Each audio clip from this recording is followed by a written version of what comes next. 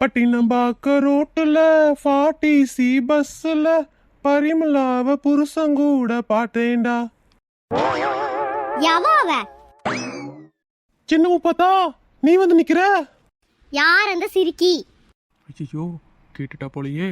ஐயோ முப்பாத்தா, அது பாட்டுடி. உலகத்துல எத்தனையோ பாட்டு இருக்கு, இந்த பாட்டுக்கு இப்ப பாடுவீங்க? வர வர இந்த வீட்டுக்குள்ள ஒரு மனுஷன் பாட்டு கூட நிம்மதியா பாட முடியல.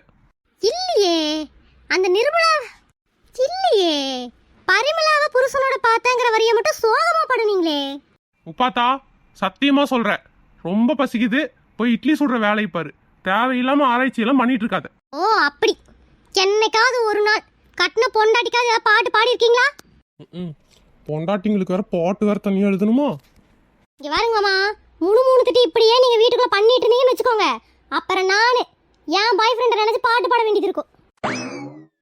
பாய் ஃப்ரெண்டுக்கு பாட்டு பாடுவியா? அப்படி என்னடி பாடுவ?